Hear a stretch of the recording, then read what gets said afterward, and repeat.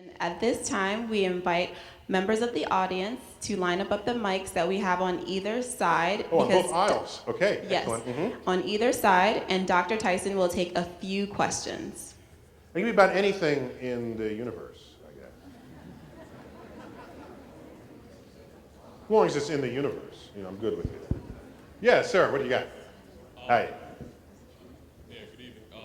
My question was more of from a teaching perspective. Are you a teacher? No. I'm a lifelong student, I guess. That's just as good as being a teacher, because that means you keep learning. Good. So, how do you approach promoting scientific literacy in a culture, in a country that is predominantly religious, bound by that sort of doctrine? Yeah, that's a great question. I can tell you, there was a day before 1600, primarily. There was a day when the Bible was this. Let's take Christianity just for simplicity here. The Bible was the source of people's spiritual enlightenment and the entire record for how the sun, moon, and stars and life got here. And so it was pretty much everything to everybody. Beginning in 1600, when the methods and tools of science became honed, primarily with the work of Galileo, there were some philosophers in there, Francis Bacon, helped to shape what it meant to think about the physical world and to deduce what is true and what is not about the physical world. Newton would come after Galileo. People started noticing that if you used the Bible to make statements about the physical world, you were getting the wrong answer. The tools of science was giving you a different answer. And Galileo was initially disturbed by this, and he was a religious man. He said to himself, well, he came up with a rather clever phrase. He concluded that the Bible tells you how to go to heaven, not how the heavens go. Because he was studying the movement of the planets in the sky. And so he came to a conclusion from his religious philosophy. How does he reconcile this? He said, God must have written two books. Scripture, where you learn how to understand God, and the book of nature, where you understand nature. And so from then onward, religious people began to think of the Bible not as a science textbook, but as a reference for spiritual enlightenment. And in this day, enlightened religious people are right in lockstep with that. And you might have seen even the Pope of the Catholic Church a week ago, 10 days ago, said publicly something that's already been in Catholic doctrine, at least since the middle of the 20th century, that science will tell us what it does, and that's a good thing. And from their point of view, it further glorifies God, whatever it is you discover. And they're not trying to match the discovery with some passage in the Bible. There are some people who can't even allow that to happen. That the Bible is, in fact, their source of science for the world. That's when you have a rift between science and religion. You don't otherwise have this rift. And so in the United States, we have they're called fundamentalist groups, where they are certain the Bible is correct in every way, and they want to put it in the science classroom. In a free country, in principle, you could do that. If you just vote it that way, in a free democracy, you can vote all of your textbooks to be completely infused with religious, all your science textbooks, to be completely infused with religious philosophy. You could do that. But I can tell you with certainty that that is not the region, the state, the country that's going to lead the world in anything scientific or technological, because they don't understand what science is and how and why it works. And so what I've decided in the United States, where everybody cares about money above everything else, no matter what else they tell you, I say, if you put this religious philosophy in the science class, you will undermine the future economic wealth of your state and of the country. And they kind of jumped to attention after that. And so, and then I go home. I don't debate people. People ought to believe what they want. Just don't presume that your belief system represents an objective truth. You know what objective truth is? It's something that everyone can recognize as true, no matter what your belief system is. That's kind of cool. That's what you base legislation on, decisions that affect a nation. So I don't know enough about the culture in Barbados to know how much people want to turn the Bible into a science textbook. I can tell you that in the United States, the black church does not go there, generally. It doesn't, the black church, it's about redemption and spiritual fulfillment. You go into a black church, they're not saying Darwin was wrong and this is wrong and change your science textbook and infiltrate the science committees. None of that's going on. There's a lot of singing and dancing and hooting and hollering, and everybody is praising the Lord. All right? In the black churches in the United States. And so it depends on what are the forces operating within your church. And I'm thinking if the Pope can say he's cool with evolution, that ought to leave a lot of room for a lot of religions in the world to line up along with it. Yeah. Another question. Yes. Oh, but how about this side? Over here. Yes. Yes, please. Good evening. Good evening. Professor Tyson. Based on your section, the universe is trying to kill you, and the pages and pages of the potential asteroids that could decimate us. Which, apart from the United States using STEM literacy, are there active arms in the world looking at the very thing you were talking about, deflection? Yes, he wants to know programs like that. Who's in charge of saving Earth? That's what you're asking, right? Okay, so how are American astronauts getting into space right now? On the Russian Soyuz, okay. So I don't know what the future of our space program will bring us. Maybe some other country will lead the way. There are other countries. India just put a probe on Mars. I mean, other countries previously not in the game are in the game. So there is an organization that was once called the B612 Foundation. Then they changed their name, and I forgot what they changed it to. If you Google B612, it'll redirect. They're worried about creating agencies that can decide what to do if an asteroid comes. For example, if an asteroid is coming and we know it's going to hit Africa, Africa doesn't have a space program. So what do? So somebody else needs to step up. Who pays for that? So maybe you need a United Nations kind of configuration where everybody chips in some of its GDP, and then there's a pot of money, and then if an asteroid is coming, whoever has the capacity will spend that money to then deflect the asteroid. None of that is in place right now. None of it.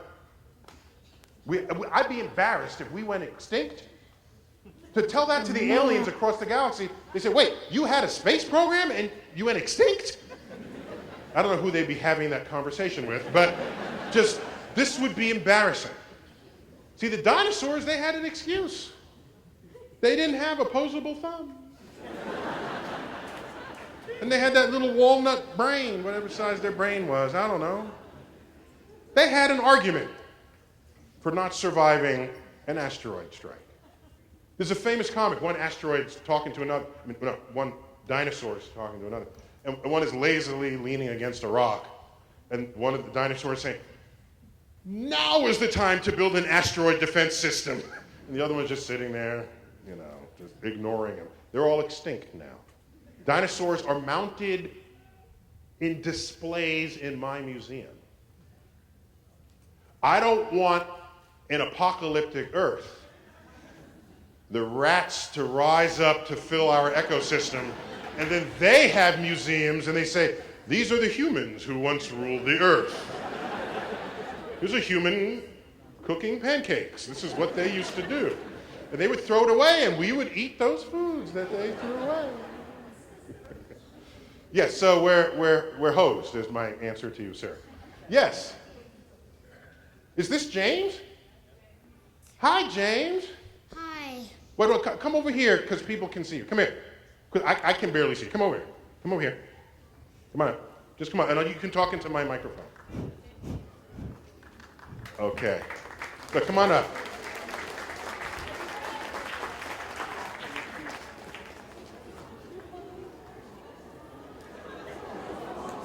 Okay, so James, but I thought Halloween ended a couple of days ago.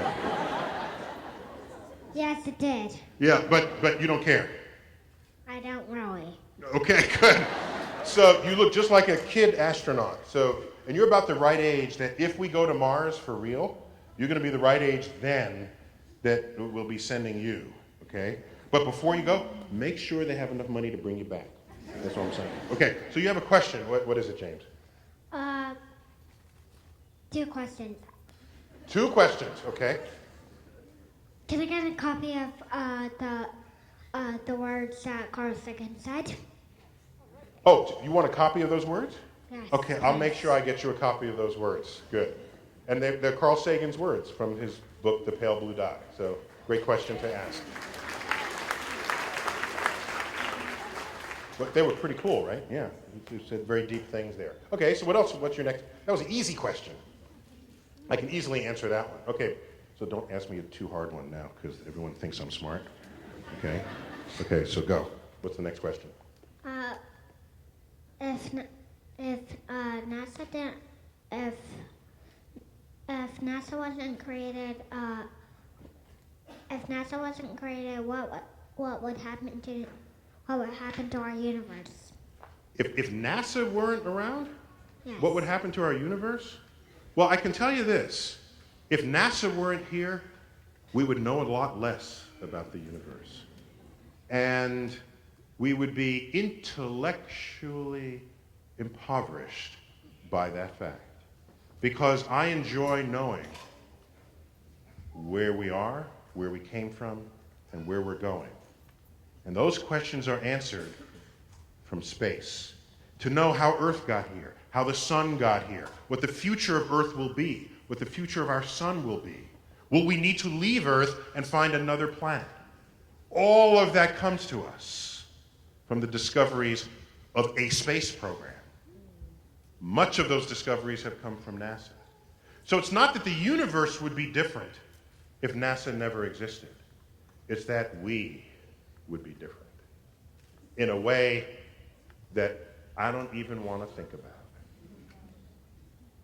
So we wouldn't know a single thing about the universe. Yeah, we wouldn't know a single thing about the universe. We'd just be rummaging on Earth's surface thinking that our solutions to all our problems come from looking down rather than from looking up.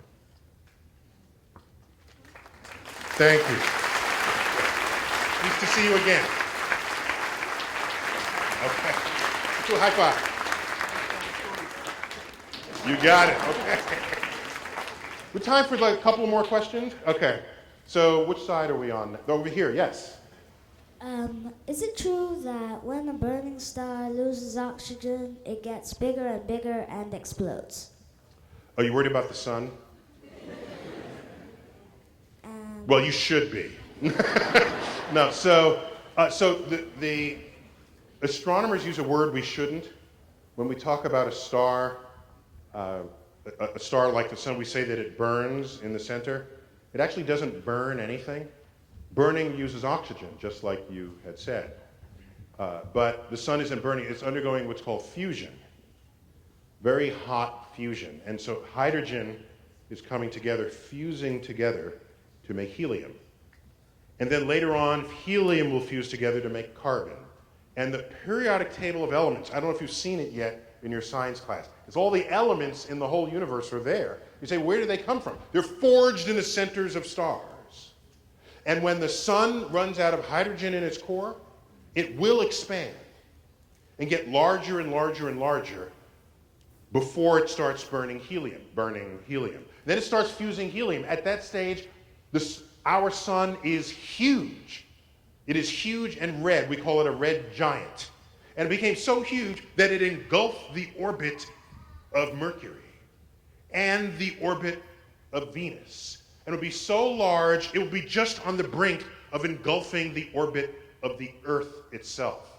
So that when you look on the horizon and you see sunrise and it's this ball there, imagine sunrise is the entire side of the horizon coming up as a red glowing ball of hot gas. The day that happens, it'll be so hot on Earth, the oceans would have come to a rolling boil. They would have evaporated into the atmosphere. The atmosphere would have evaporated into space, and Earth would be this crusty ember descending down into the crucible of that abyss. Have a nice day. Yes. Dr. Tyson, first I wanted to thank you because due to Star Talk as well as Cosmos, you've already answered my two most pressing questions about the universe. Next. So I have a more fun question for you today. We have football teams here in the Caribbean. Mm-hmm. Jamaica has Reggae Boys and Trinidad has the Soca Warriors. For some reason, we've got the Bajan Rockets. We've never had a space program, but it got me thinking. But you call them the Rockets. Yeah. That's good. It got me thinking. It's a start. Got to start somewhere. We're only 13 degrees north of the equator. Mm-hmm. And we have a lot of sugar cane. Mm-hmm. So theoretically speaking, could we replace the kerosene that we're currently using with rum and start our own like space program? Whoa! So let me see if I understand what you're saying. You want to create a space program based on rum. Yes. And I figure we're so close to the equator, we've already got, the Yeah, so what he's slingshot saying working for there, us. if you didn't otherwise know, the fastest moving part of Earth is the equator. Because the equator makes one full revolution of Earth's circumference, which is about, 40,000 kilometers. And it does that in one day. I live in New York City at a higher latitude. My circle around Earth's axis is a smaller circle than the ones that are closer to the equator. Yet I still do it in one day. So I'm not moving as fast as you are. So when the space program, what we try to do is launch as close to the equator as possible so that you can take advantage of that extra speed that Earth has given you around its equator. It's an extra boost. Otherwise, you have to compensate for that. So being close to the equator, recognizing that sugar is a huge source of energy, you want to create a fuel out of that could serve rockets. You want to create the rum space agency. I don't see anything stopping that. I mean,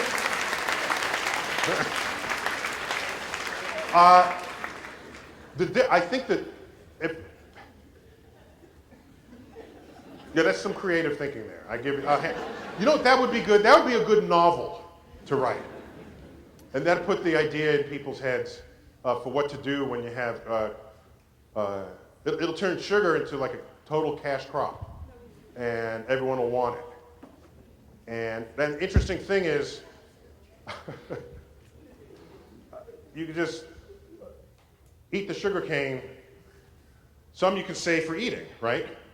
The rest you can convert it, and you have a rum stash in your space capsule. That'd be awesome. I'm pretty sure. But yeah, I hadn't thought of that. Go for it. There you go. And now we have time for one last question. One last question. Sorry, on that line over there. Yes, it's because I went long, and I feel bad. But okay, yes. Do you think we could get to Centauri B or Centauri A in a period of a year? Can we get Alpha Centauri, do you mean? Yeah, so Alpha Centauri, kid did his homework. Okay. I have to help out the grown-ups because we don't know what you're talking about here. Okay, the closest star system to the sun, visible from the southern hemisphere and from here, but generally we think of stars in the south and in the north. But you're close enough to the equator, you get enough viewing of both hemispheres. So Alpha Centauri, Alpha is the first letter in the Greek alphabet. Centauri is what we say is the genitive of the constellation Centaurus, the centaur. All right, a centaur in mythological lore is half man, half horse. The front end is the man. It might look odd if the back end were the man. The front end, it would just look odd, I think. But in fact, the minotaur, the rear end is human and the front end is bull, yeah. So there are some cases where it's odd that you would create a creature where just this part of it is human. That's just weird, I would think. But these are the ancients in a pre-scientific era trying to come to terms with the night sky. So that star system is 4 light years away. If you travel the speed of light and we launch you in your new rum rocket,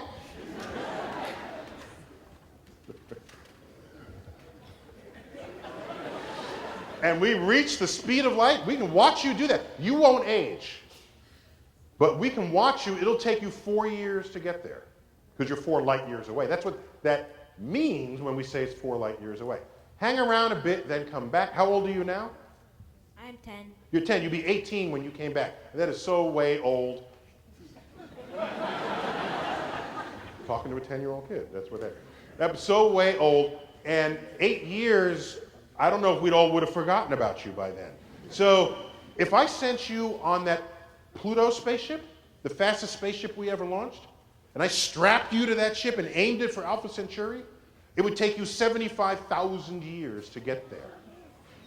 To the closest star, did I say 75? 50,000 years to get you to the closest star system to us. So we are not really equipped for this sort of thing. We don't live long enough to take journeys that last 75,000 years. You need a wormhole, a cut through the fabric of space and time to connect one side.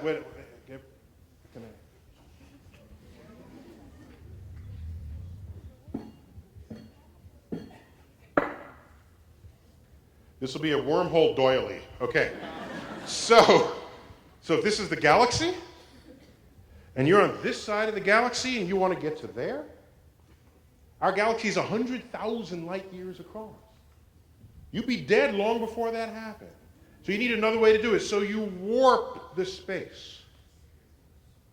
And then you cut a hole from this part to that part, travel through it, then you unfurl space and you cross the entire galaxy in the time it took to run the TV commercial, as they did for Star Trek. So if we're going to go to Alpha Centauri or visit any planet at all, we need some serious wormhole action. We can make it happen on paper, with our equations. We have no idea how to make a wormhole. We don't have the power to do it. Plus, all our equations say that wormholes are unstable and they'll collapse on you if you go in them. So we're just get over it. Maybe that's the lesson. Get over it for today. Have hope, but get over it. Thank you all for coming and your patience and your time. Thank you.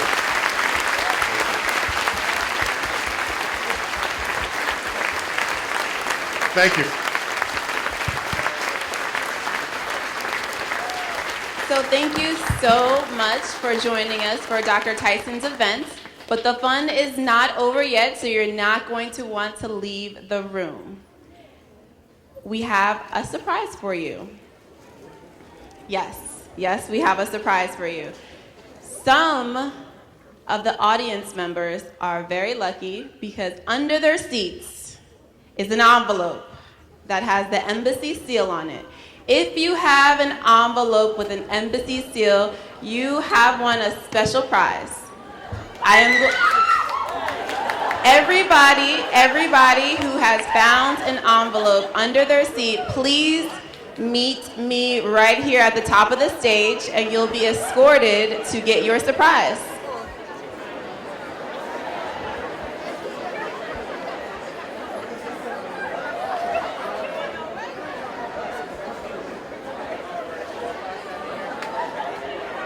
But do not worry, we have a special something for everybody else waiting at the main entrance.